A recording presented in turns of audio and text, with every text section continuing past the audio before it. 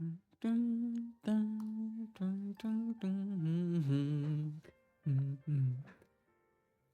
can feel it down on waters. Sorry. What's up, guys? Maduba here, back with another video. Probably tell I decided to do a tier list today. With the Renacida arc wrapping up, I know we're still gonna get like a Kion. Sorry, mispronouncing his name, probably. But I know we're getting like a side story arc with him in, I don't know, a few weeks maybe or something. And then obviously 2.8 still. But Renacida's, the arc's basically over. So I just wanted to make a tier list, giving my thoughts on all the patches that we've had and rating them here. Spoiler, I probably won't be putting anything in D. I don't think. I don't know. Girlbot, Woobashill, whatever you want to call me, but yeah. Also, I hope the music doesn't get copyrighted or anything. I honestly have no clue how that works with YouTube. As you can probably tell, I've never done anything with YouTube before. But oh well, we'll see what happens. So I'm just gonna go in order here.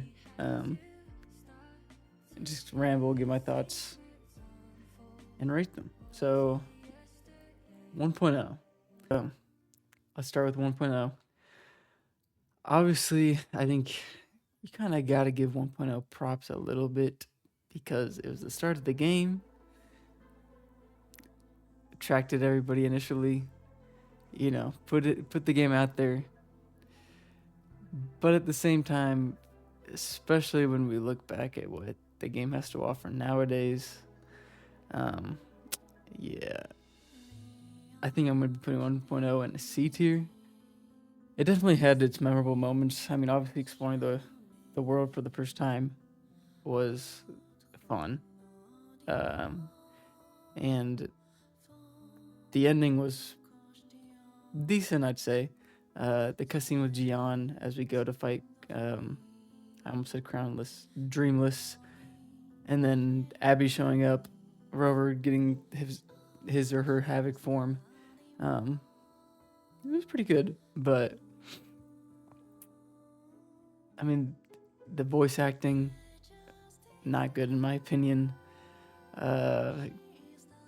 Graphics fine, but honestly, I think 1.0, like the world is a bit like stale, kind of. It's just very green. It all looks the same. I don't know. So yeah, I don't want to make this video too long, so I'll keep it at that. But yeah, I'll give it a C tier. Then 1.1, I really liked 1.1. The Mount Firmament, the area in general, I thought was really cool.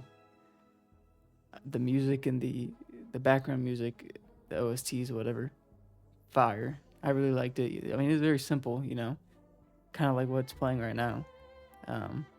Simple, just no lyrics or nothing, but it really set the mood. Jinshi and Changli, fire characters. And the story was really good. I still think, it's hard to say, but it's not my favorite story patch, but it is definitely up there for sure. Like maybe even top 3. So, I mean, I'm putting in S tier. Might give me some flack, I don't know, compared to other people, but I really, really liked 1.1.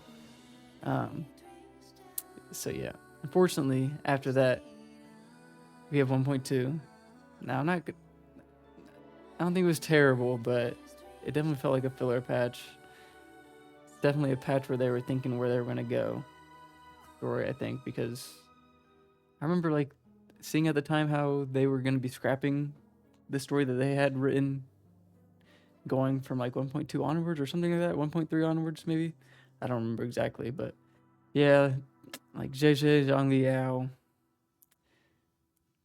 they were the story or the companion quests, and I didn't really care for them, especially JJ. I don't know. Zhang Liao's was interesting, I guess, and then the what was it, Moonlit Festival or whatever it was called. It was kind of fun event, but overall, yeah, it really wasn't that good in my opinion. So I'm gonna put it in C tier.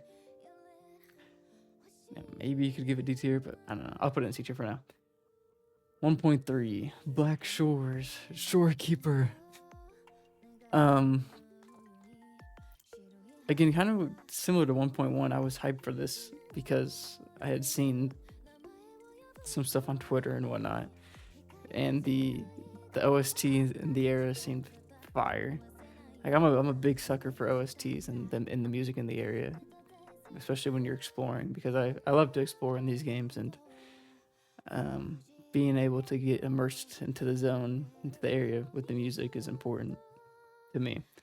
But yeah. And then obviously we had Shorekeeper, whose Resonator Showcase I still think is probably my favorite out of all of them. The setup, the music was just so good in that. I know that has nothing to do with the patch itself really, but still. Story wise, I do remember when I was playing 1.3 being a little bit like disappointed with it, to be honest. Like maybe I just wasn't, fully there or something, but I don't know. I do remember it being kind of like hard to follow, especially with the Tethys system. It's like kind of very abstract into what it does, and yeah, don't get me wrong, I still think it was a good story, but it didn't hit me as hard as it did for some other people. Honestly, if they had like a replay function, I would probably go back and play it again, because I could probably do with a replay of it. I don't remember all too much, but I'm still gonna give it a B tier. Black Shores itself, like the area was neat. It wasn't big or anything, and the characters were really cool during the patch. Music was good.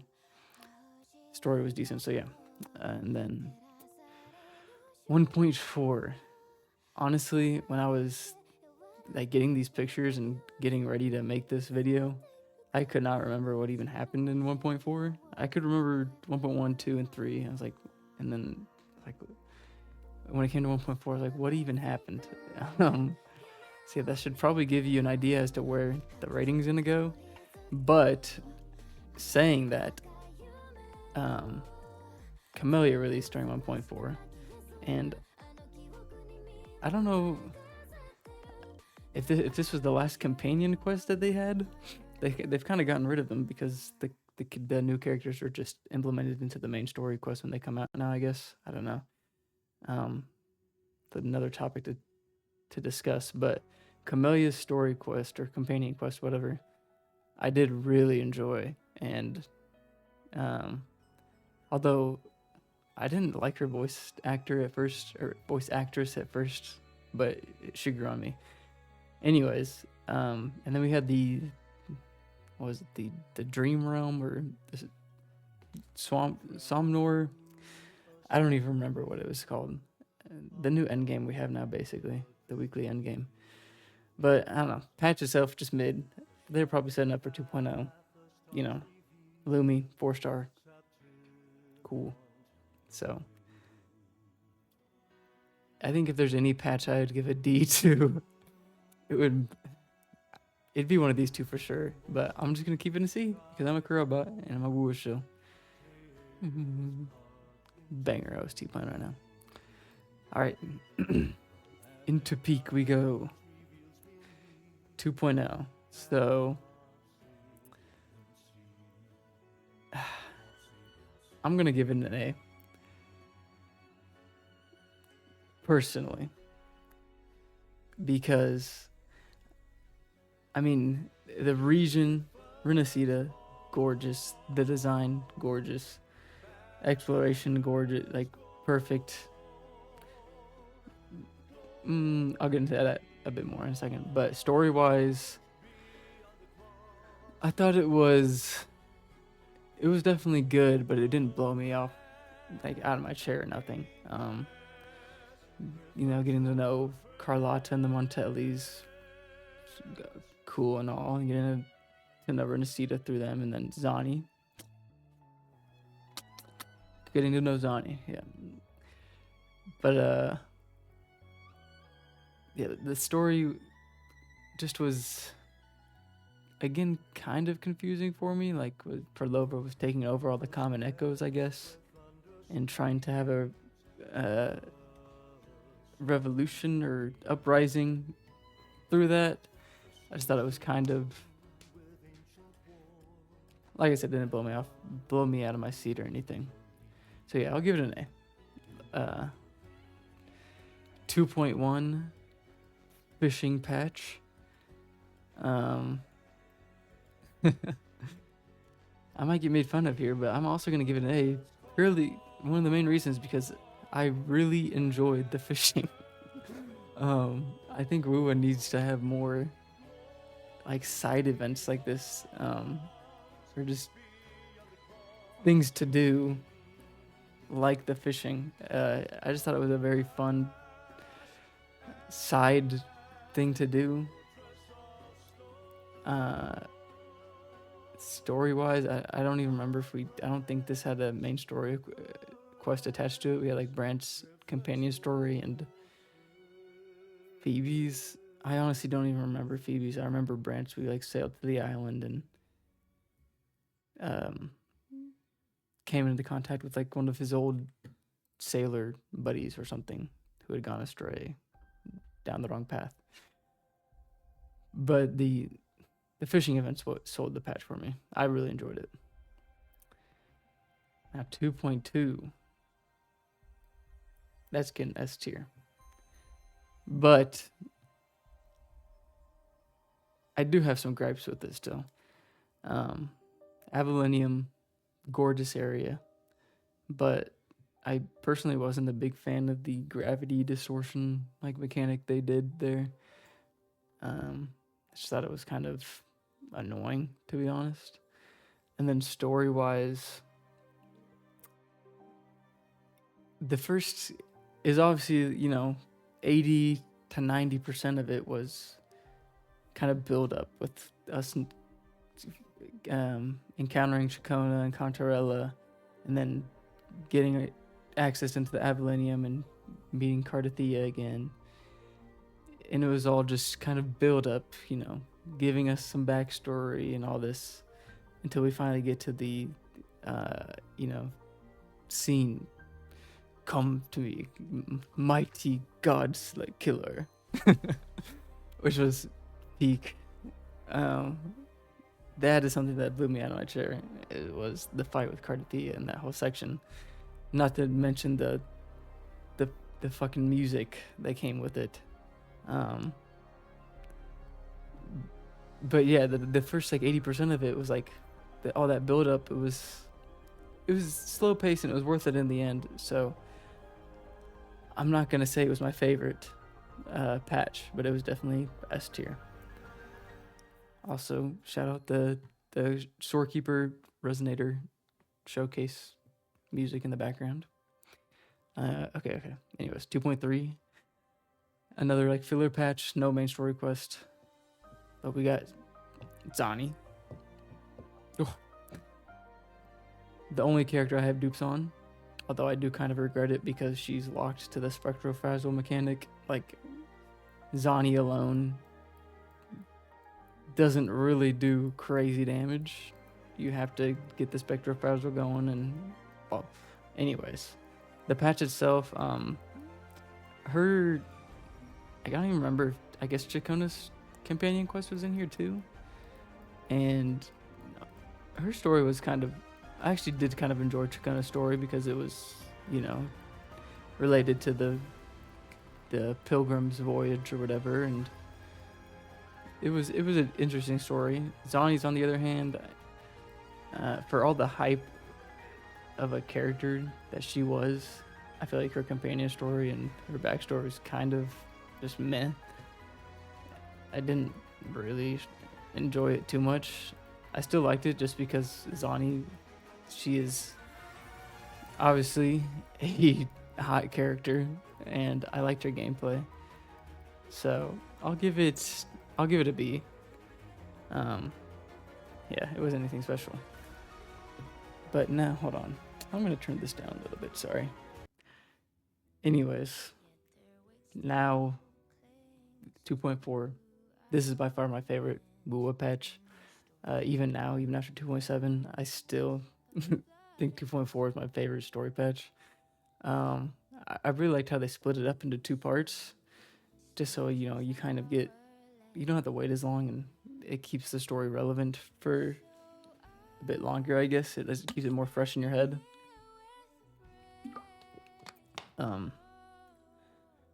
But yeah, I mean, Septimon in general, the area. Luckily, I have a good computer, so I didn't run into any problems performance wise when it came out. And man, dude, Septimon looks so good. It's definitely my favorite area in the game, environment wise and whatnot. And the music was so good. Like ever since 2.0, honestly, the music in Wu has just been, honestly, even before, like I said, I really like 1.3's music and whatnot. And anyways, the music was fire. Lupa, oh my god, Lupa is such a good character. And I really, really like the way they did the storytelling in 2.4 with, like, making it very mysterious and elusive as to what's going on. That it was just, the storytelling was so good. I was literally, for the entire time I was playing the story, I was invested into it, which was the first time that had really happened when I was playing a story quest. Yeah, and then the second part of the story, I'm trying to debate whether I like 2.4, like the first half or the second half more. Honestly, I don't know. They're both really good, but the ending to it as well, with Lupa fighting Mia, and then coming out of the Cristoforo's book, and it was just so good. 2.5, also another really good patch in my opinion, and probably my second favorite patch. For Lova as a character, I think everyone was really worried as to how they would handle a villain being a playable character and how that would implement itself into the story and whatnot. And it was a slow patch in that it was just Rover and Filova kind of journeying through the fabricatorium or whatever it was called, to find the tier or whatever it was, that dropped from Mia, the Leviathan Mia, whatever. Anyways, yeah, it was kind of slow, but I was still very intrigued as to what was going on, because we get to know more about Filova, and we really hadn't known much about her, the Fractidus, really yet. So I did enjoy it still. And man, the end of the story patch with the dialogue between Filova and Rover was so good, dude. I watched so many other people react to it just because I loved the interaction between the two of them. And I think they really nailed the facial expressions on Filova too. I never really noticed. I had noticed it before. Like Wu has pretty good facial expressions on their characters in general, but they really did a good job in this one to express Filova's emotion. The only thing I didn't like about it, which was obviously after the newest patch, we know that Frilova is still, relevant, not dead. I had thought she had died. Like, I know, and then it fused with the Lost Beyond, and it was like only in the Lost Beyond. We could always go to Lost Beyond and see her, so she wasn't like really dead, I guess. But on one hand, I'm glad because we get to see more of Frilova in the story going forward, and we can still learn more about her and whatnot. And because I do really enjoy her as a character. But on the other hand, it's like, it's kind of going to be hard to know whether or not anything's permanent going forward, because I really, like I said, I really did thought Frilova had died in that moment. And like I got pretty emotional, especially when the music started playing. Another banger OST. So, anyways, it was still an amazing patch. Um, then next we had 2.6, Augusta Sanguish Plateaus. Um, I'm gonna give it an A. I thought the first half, at least I'll start there. The story was pretty good. I enjoyed it. I did think it was kind of slow again. Like the pacing was pretty slow. It kind of dragged on. It's kind of similar to like 2.2, and we're like, you get some setup, and then you get the big reveal at the end with the false sovereign and excuse me, and the fight and whatnot. But overall, I thought it was a really good patch because we had Avidius as a side character. Like before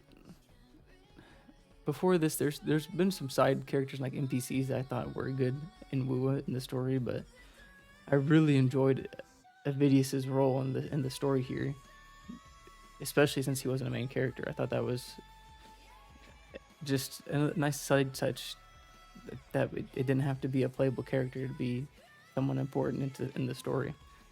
And then obviously the music, at least in the first part of 2.5, when we're fighting Augusta, we have a banger OST. Then we fight the false sovereign, another banger OST. And then once it's over, another banger OST. It's like the music department at Kuro is just going absolutely crazy. It's insane. And then the second half with it was really just like kind of a companion story quest, it felt like, obviously with ties to the main story, because she had sacrificed herself in the first part to hold the dark tide back. But like I said, it did feel like a companion story quest, but I'm not saying that was a terrible thing because I did enjoy it. I mean, I like as a character, so that I guess already adds points to it because getting to know more about her and whatnot was fun. But I can definitely see people's critique of it being kind of a letdown because it really didn't progress the main story too much, other than us knowing that Rover can defy fate, which I mean I think we already knew at that point, but whatever. Oh, and finally, sorry, I know I'm just rambling. 2.7, the end of Renacida. What really sparked me to want to make this channel, just because I was like, oh my god, I wish I had recorded that, like I said in my first video. But this has to be S tier. I think I'm gonna put it, man, it's tough. I think I'm gonna put it behind 2.4 and 2.5 because I don't know, it's close. I did have some gripes with it. The new cutscene mode they were trying to do was really strange. I don't know why they did that. Like it looked worse than just having the in-game character models talk. And like the frame rate was bad on it. The lip syncing was obviously bad. Everyone already knows that, but it was just really weird. But other than that, there was a little bit of a lack of music, in my opinion, especially coming off of 2.6 with the Augusta music. Like they had 3 banger soundtracks, and then 2.7's like up until the end there wasn't really a ton of music playing. Well, I'll take that back. With that Galbrena, when we were in the the Target Tide with Galbrena, and that rock heavy metal music came on, that was fire. But story wise, I mean, it was really good. I think there were still some like discrepancies into how it was told. Like it was kind of confusing in some parts, and like I don't like how they always, like when we first meet up with Carlotta and Zani at the vault, I don't like how Fenrico comes. Obviously, it wasn't Fenrico. It was like the Dark Tide, and then it was turned into the False Sovereign. It was like I just don't like how they reuse those assets a lot. But the ending was obviously very, very good. Having everybody come back together, seeing everyone fight, man, it was just so good. So